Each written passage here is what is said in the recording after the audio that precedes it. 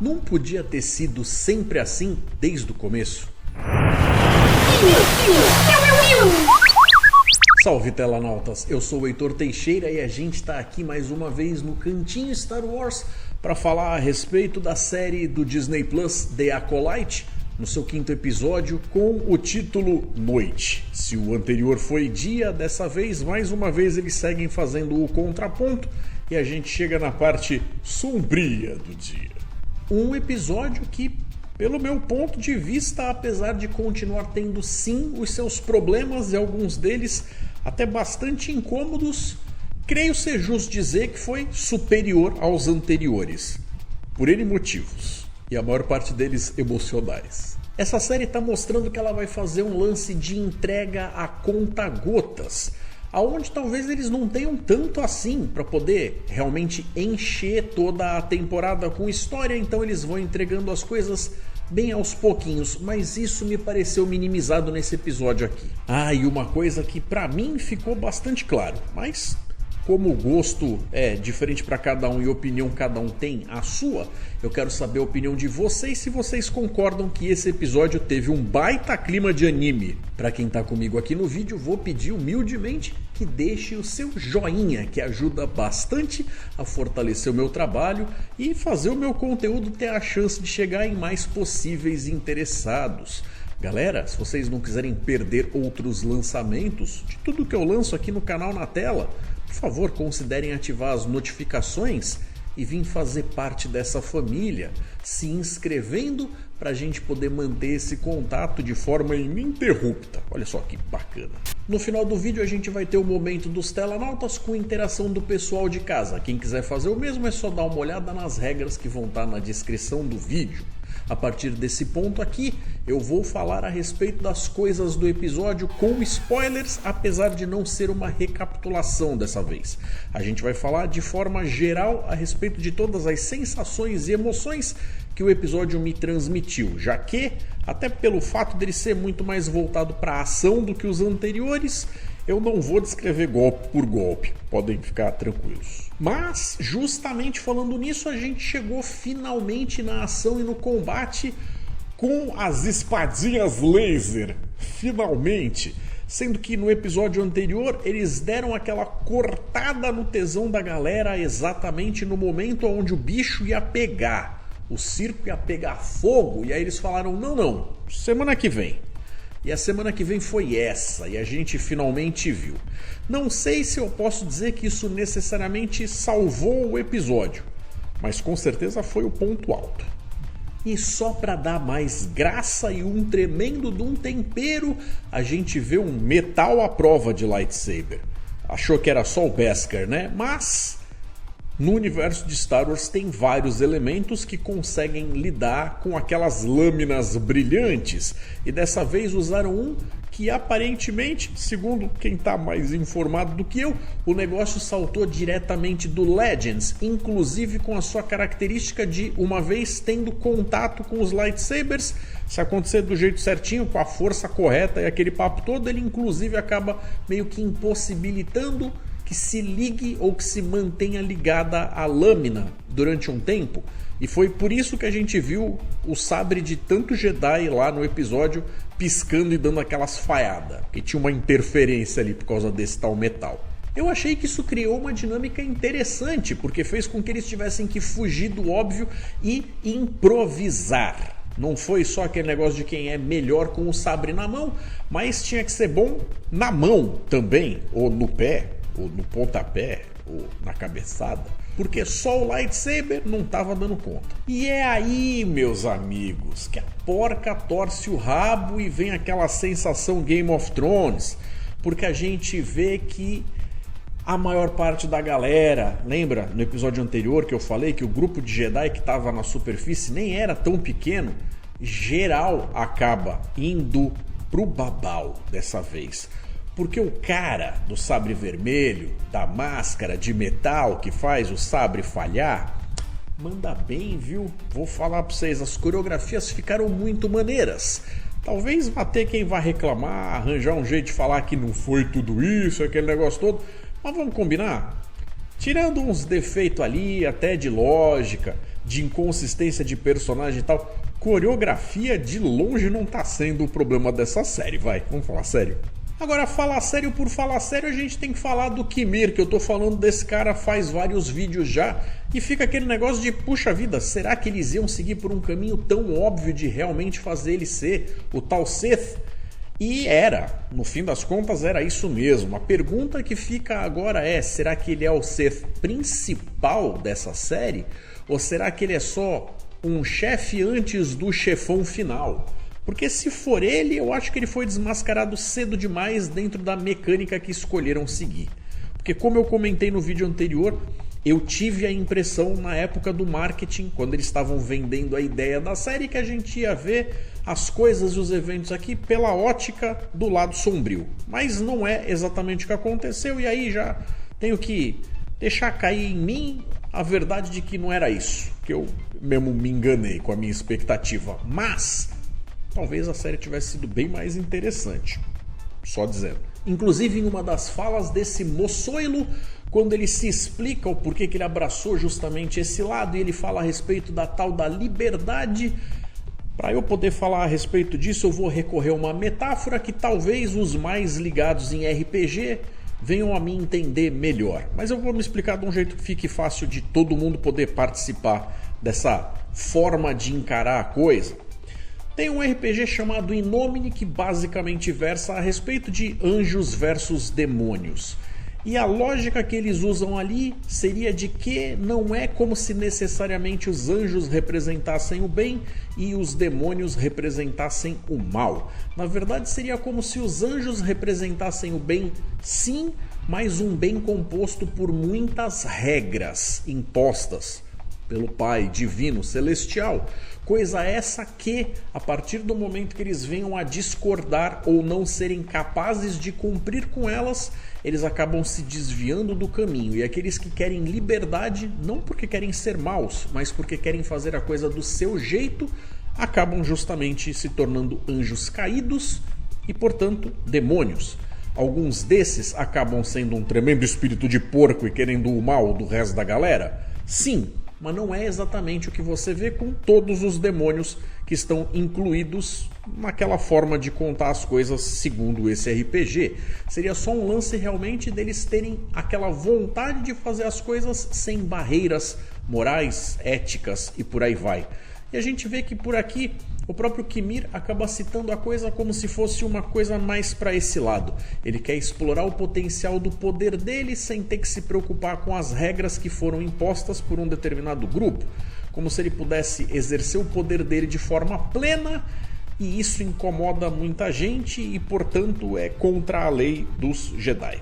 E é justamente pelo fato do lado sombrio ser tão sedutor, a gente escuta frases como essas espalhadas pela franquia desde sempre, que a gente acaba vendo que mesmo o Mestre Sol, sendo um exemplo, a menos que ele esteja mentindo muito descaradamente pra gente, coisa que eu também venho batendo nessa tecla há tempos nos vídeos anteriores, mas eu prefiro acreditar que ele teve lá momentos onde coisas desagradáveis, escolhas ruins foram feitas e situações acabaram se formando no passado que deixaram aquela mini mácula ou talvez macromácula. Ainda não sabemos, mas a gente vê que ele acaba ficando sim balançado, talvez até movido por um pouquinho de resquícios de ódio que ele não deveria, sendo que ele quase cruza a linha para fazer o que não devia. E aí fica aquela coisa de você ver que, por mais que ele seja um exemplo do que deve ser feito,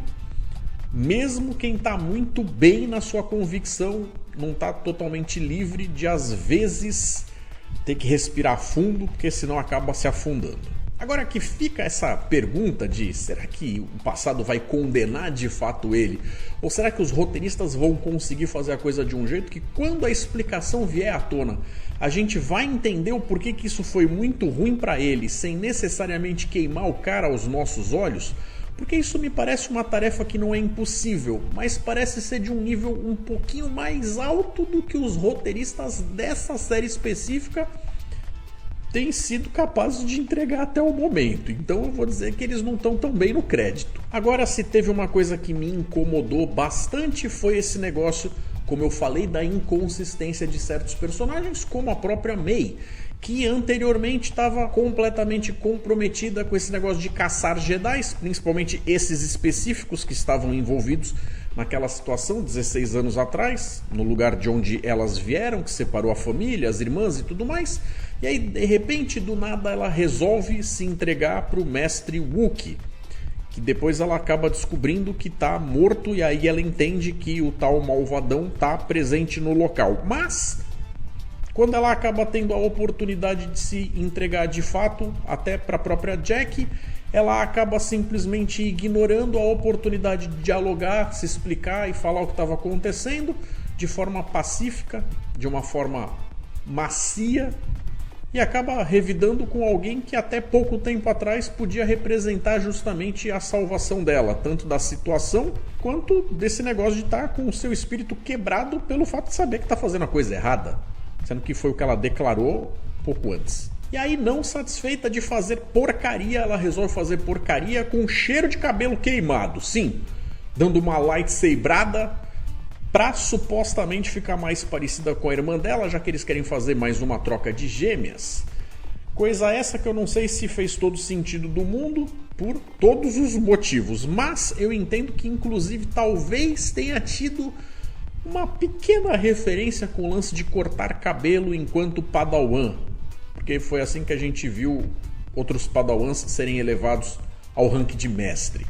Não sei se necessariamente teve alguma coisa nesse sentido, como uma libertação ali e tal, mas o movimento ficou parecido, na minha opinião. Vocês concordam? Agora, não passou completamente desapercebido, já que o cara de Castor Bessel confia mais no nariz do que nos olhos, e tá ali pertinho dela, naquelas de tô ligado na tua. E certamente a coisa que mais me deixa encafifado com tudo isso é que o Qimir resolve escancarar que ele é um Sith. Então, para que não haja uma quebra de canon, a gente vai ter que ver que necessariamente essa informação não pode vazar.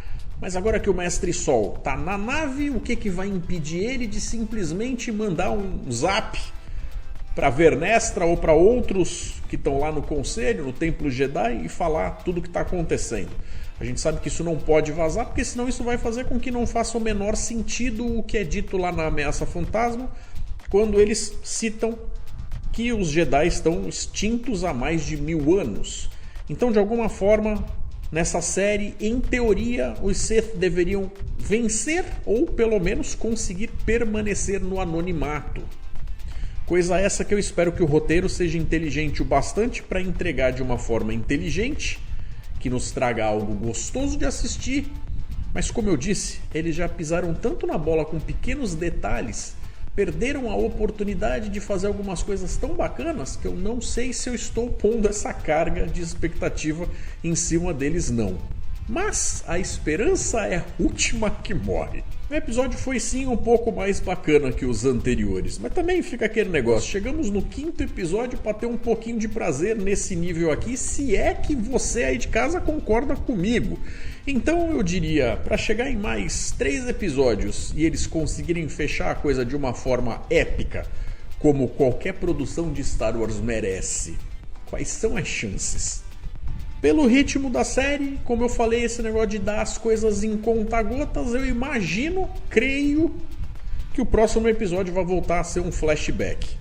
Porque do ponto onde ele está, realmente tem que alguma coisa muito grandiosa ali acontecer para impedir a informação de vazar, e eu não acho que vai ser no próximo episódio que isso vai acontecer, ou que pelo menos alguma outra coisa vai ter que acontecer para encher linguiça no episódio. E aí eu imagino que seja o flashback que a gente viu no trailer. Agora, com tantos personagens que foram colocados nesse episódio e até apareceram no episódio anterior sem terem sido construídos antes, mas alguns dos principais tendo sido colocados e de repente retirados porque acabaram morrendo. Aparentemente, ou eles vão fazer com que a história se torne um pouco mais intimista e gire mais em torno do Sol e da Osha quando eles estiverem em tempo presente, ou de repente, para poder justamente preencher a cota de personagens que deveria estar presentes para fazer a ação acontecer e desenvolver a trama, eles deveriam trazer outros personagens, também Jedi, mas dessa vez, esperançosamente, mais maduros, talvez aqueles que estavam lá junto com a Vernestra, tentando analisar as coisas que estavam acontecendo e mandar para investigar e aquele papo todo. A coisa também não tem muita chance de escalar lá para o Alto Conselho, justamente por tudo que aconteceu, de tentar impedir as coisas que estão fazendo tudo isso que está acontecendo permanecer meio que abafado, justamente pelas implicações políticas. Mas eu imagino que ou a coisa vai diminuir ou vai crescer bastante nesse sentido, de ou você centrar em quem sobrou e tentar justificar que essas pessoas vão ter que dar conta do recado, ou se tiver que outras pessoas entrar, vai ser menos padawan e mais mestre maduro. Será? Eu realmente acho que se todos os episódios anteriores tivessem tido a pegada que esse aqui teve, apesar dos seus problemas, coisinhas mais truncadas, diálogos que às vezes não fazem tanto sentido, mas pelo menos no nível da ação e satisfação geral que ele traz, a galera tinha comprado bem mais essa empreitada aí, tinha reclamado bem menos dessa série, não é não? E aí então nós chegamos finalmente no momento dos Telanautas, onde o Mauro Duarte mandou pra gente. Sou fã de Star Wars, mas principalmente dos 3 primeiros, aqueles da década de 70, 80. Dito isso, a série é um pouco fraca, mas irei assistir até o final. Vendo apenas pelo ponto de vista das atuações, achei os atores principais ótimos. Entretanto, me pareceu que a jovem atriz Amandla Stenberg, Osha, May, parece estar com dificuldade de interpretar 2 personalidades que deveriam ser distintas. Não sei se é pelo fato de ser jovem, pouca experiência, ou a direção da série não encontrou o tom certo com elas. Claro que pode ser impressão minha, já que apesar dos meus 61 anos, só agora estou tentando prestar atenção sobre atuações. Mauro, para começo, comparar qualquer coisa feita com os 3 filmes originais já começa sendo sacanagem, porque aquilo lá seria meio que o molde geral do que todo o resto deriva e conseguiu marcar gerações com muita alegria. Então, tirando talvez uma produção aqui e outra ali, como Rogue One, que eu acho que foi excelente, outras tantas podem ter sido até bastante bacanas. Mas ter o mesmo grau de aceitação do público em geral, eu acho difícil. Em relação às atuações, eu já vi todo tipo de comentário espalhado por aí. Tem gente que está gostando, tem gente que está achando uma verdadeira droga. Em relação a esta atriz, que é jovem e tudo mais, eu também já vi algumas pessoas pontuando momentos muito específicos com nuances, até nos olhos dela, na forma como ela consegue entregar certas situações que uma pessoa sem nenhuma experiência não conseguiria, o que é mérito para ela. Mas no geral, eu acho que o problema maior está sendo com o texto mesmo. Algo que está dificultando muito que ela tenha material para trabalhar, para diferenciar as 2 irmãs e realmente fazer alguma coisa que transmita a emoção que a gente espera receber. Mas gosto é gosto e cada um tem o seu.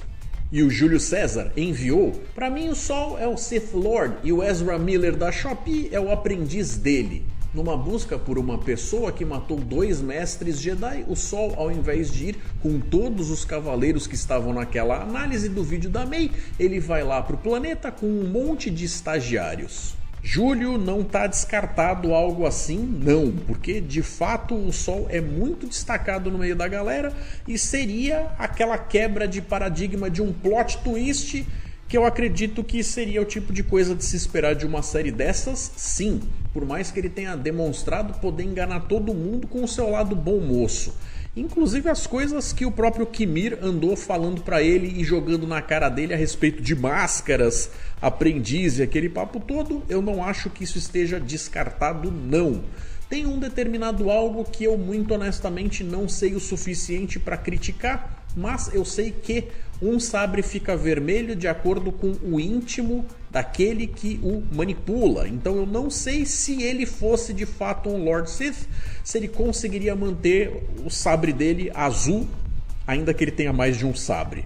Compreende o que eu quero dizer? E em relação ao negócio dele ter ido com esses pseudo-padawans ou gente que não é assim tão evoluída no lance de ser de fato um mestre maduro e tudo mais, eu diria que é porque quando ele foi meio que de carona. Quando ele pediu a autorização para Vernestra enviar, quem estava mandando nessa patotinha aí como se fosse uma delegação para resolver o problema era o Yord. Então ele na verdade não estava mandando na galera ali, mesmo que ele tenha rank maior do que o resto do povo, já que ele foi quase como se um passageiro no meio do povinho, que até fica feliz de ter um cara com as características dele, de ser mais experiente e tudo mais, mas eu não acho que ele estava apitando muito ali em quem ia junto não. Quanto a isso e quanto ao episódio, eu acho que eu consegui cobrir de forma mais ou menos rápida tudo o de mais relevante que eu vi a respeito desse episódio, que teve tão mais ação do que os outros que a gente viu até então, que eu acho que deixaram a história mais enxuta, apesar de ter sim vários detalhes que podem ser pescados aqui para que a gente comente a respeito de pequenas coisinhas que eu não sei se era bem o caso, que eu só queria realmente pontuar o que eu achei em termos de qualidade geral, em quebra de ritmo do como a coisa estava acontecendo, e as coisas que eu achei mais válidas e aquelas que mais me incomodaram. De qualquer forma, se vocês lembrarem de algo que vale a pena ser dito, eu espero que vocês coloquem aqui nos comentários para a gente continuar dando corpo para essa conversa. Vão ser todos muito bem-vindos.